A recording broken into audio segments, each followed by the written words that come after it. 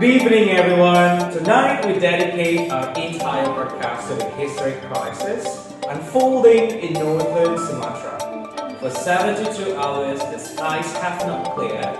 What began as monsoon warning has transformed into holy crisis, a deadly cocktail of flash floods, landslides, and infrastructure's collapse. As of this hour, the BNPB reports that over 1,100 people have tragically lost their lives across Aceh and North Sumatra. We go live now to our field reporter, Fadila, who is in North Aceh. Fadila, the images we are seeing are apocalyptic. So, could you mind describing about these events? Apocalyptic is the only word for it, Abdul. I am standing on what remains of a residential street in North Aceh. To my left, an entire row of houses has been swept into the river. To my right, a rescue team is currently using heavy machinery to lift a car out of a second-story bedroom. The water rose so quickly, some residents say within 20 minutes, that they didn't have time to save their belongings, let only their livestock. The rain is still falling, and with every inch of water, the hope of finding survivors in the mudclog valley below becomes slimmer. Behind the statistic are the stories of 175 families still waiting for news of the missing. In Sbolga, the flood waters didn't just bring mud, they broke mountain boulders, drowned footgates, reveals a landscape of brown weather that stretches as far as the eye can see. With only the silver tips of misty minarets and power lines peeking through, it is estimated that over 158,000 houses have been damaged or completely destroyed. The search efforts are now in their fourth night. Gabriel, we have heard reports that some remote villages are still completely cut off. How are the Basarnas teams reaching them? That's the biggest challenge right now, with 145 bridges collapsed across the province. Ground travel is impossible. I spoke with a SAR coordinator earlier who said they are now relying almost entirely on TNI helicopter.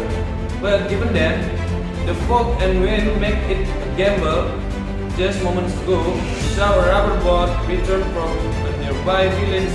They managed to evacuate an elderly woman and two infants, but they had to leave thousands behind because the current were simply too strong. Personnel from the National Disaster Management Agency, the TNI, and local volunteers are working 24-hour shift in the mudsplit hills of North Sumatra. Rescuers are literally digging with their bare hands where machines cannot go. Every vibration in the soil is a threat. With the ground started, the risk of secondary landslides is high, turning the rescuers into potential victims. As the rain continues, the focus is shifting to the survivor. Over 1 million people are now displaced. Naila, you visit a makeshift shelter at a local school. What is the most urgent need there right now? Clean water and medicine, Juro. This school I visit is designed for 300 students. It is currently housing 1,200 people. They are sleeping on the cardboard in the hallways. I met a mother who has been unable to find clean water to mix baby formula for 2 days. The threat of waterborne diseases like diarrhea and skin infection is no longer a risk, it is a reality. Doctors are overwhelmed and supplies of basic antibiotics are running dangerously low. The Ministry of Health has called for 3,000 volunteer doctors to head to Aceh immediately. Public kitchen or dapur umum are struggling to keep up with the demand for 30,000 meals a day, while the weekend platform has raised over 30 billion rupiah in public donation. Getting the supplies through the folded logistic road remains a nightmare. Sebanyak mungkin kita bisa membantu kepentingan rakyat di paling bawah. Kita akan perbanyak perbaikan sekolah-sekolah, semua sekolah akan kita perbaiki. Kita berjuang supaya rakyat di sini nanti mengalami peningkatan kesejahteraannya semuanya. Kita akan berbuat yang terbaik untuk rakyat semuanya. The humanitarian crisis is only the first layer of this tragedy. Tonight, we'll look at the economic pulse of Sumatra, which has flatlined thousands of hectares of agriculture. The backbone of our northern provinces are gone. Fadila, you have been talking to farmers in the rural outskirts. How does this finances card go? It goes to the very core of this family's survival, Abdul. I am standing at the edge of a rice field that was supposed to be harvested next week. Now it's a graveyard of crowd, stalk, and silt. I spoke to a farmer named Pak Yusuf earlier. He didn't just lose his crops, he lost his entire herd of 50 cattle. For him and thousands like him, there is no insurance, no savings, and now no income for the next year. The Ministry of Agriculture estimates that 200,000 hectares of rice, palm oil, and rubber plantation are submerged. The loss isn't just local, it's national. With the main logistic road under weather, the price of basic goods in Medan and Banda Aceh has surged by 40% in just 3 days, creating a secondary crisis of food affordability. Many are asking, why now and why so violent? To understand the why, we need to look at the science behind this disaster. Our reporter joins us with an expert analysis. I'm joined by climate scientist Dr. Mariano. Doctor, we've had monsoons before, but this feels different. What has changed? The consensus is clear. It's a perfect storm of a warming Malacca Strait and a landscape that can no longer defend itself. The data show that tropical cyclone Senior the more weather in 24 hours than the region usually see in a month.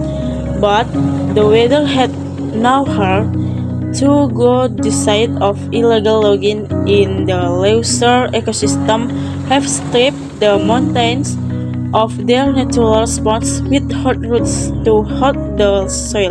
The rain became a landslide with hot tree to slow the flow.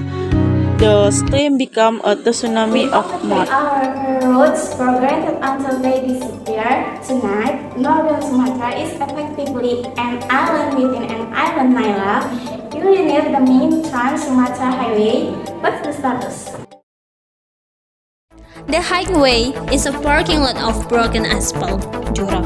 I'm standing near a sinkhole that has swallowed a 10-meter section of the road. There are hundreds of logistic trucks stalled for kilometers. They are carrying food, medicine, and food that cannot reach the people who need it most. Engineers say it could be weeks before heavy vehicles can pass again. 145 bridges have been confirmed destroyed. The TNI has attempted temporary Bailey bridges, but the soft ground makes the work rigorous until disease arteries are repaired. The last mile of aid delivery will remain the biggest hurdle in the entire operation.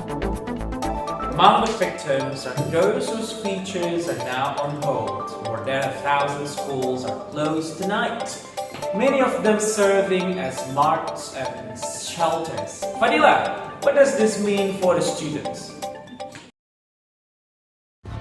It's a heartbreaking sight. I'm inside a classroom where the mattresses, the window sills, books, story. For these children, school wasn't just a place to learn, it was their safe space. Now, that space is gone. Teachers tell me they fear a massive dropout rate as families struggle to simply find a place to sleep. Over 30,000 students are currently out of the classroom. UNICEF and local GOs are setting up emergency learning center in tents, but with the trauma of the flood still fresh, the psychological toll on Sumatra youth is a disaster that will last long after the weather resets. The eyes of the nation are on Jakarta's response. President Prabowo has visited the site, but is the aid moving fast enough? Gabriel, what is the word from the local government? There is a tension here, Naila. While the military presence is visible, local leaders in remote Aceh districts say they are still waiting for the big aid. They need heavy machinery, bulldozers, and excavators to clear the landslide. The president has promised a 25 trillion rupiah recovery package, but for the person suffering in a tent tonight, the promise doesn't provide warmth. The government is facing intense pressure to declare this a national disaster. This would unclog international aid and move the recovery in a higher gear. The question remains, will the rebuilding plan include the climate resilient infrastructure the experts say is now mandatory? In the darkest times, we see the brightest lights tonight. We honor the unsung heroes, ordinary citizens who risk everything for their neighbors. These stories of gotong royong, mutual cooperation are the only thing keeping the spirit of Sumatra alive. Amidst the mud and the loss, there is an unbreakable bond of community. It is the one thing the flood cannot wash away. Meet Pak Herman, a fisherman from Sibolga. When the weather rose, he didn't feel. He spent 40 hours in his small wooden boat, moving through power lines and debris, saving 50 people from their rooftops, or the mama in the public kitchen cooking until their hands blistered to ensure no one went too hungry.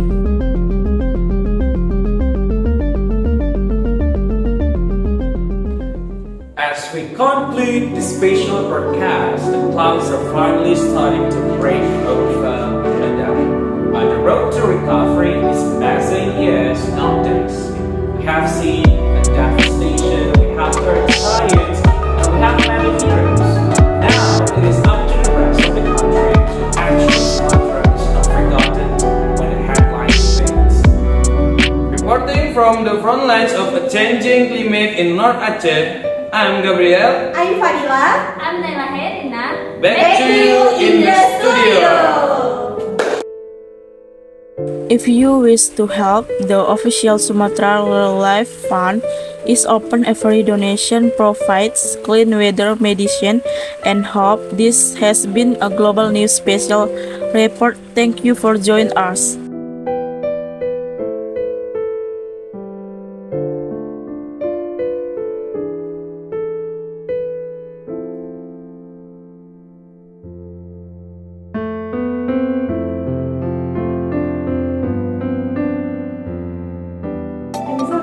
I'm Abdul. I'm Naila. Stay safe and good night.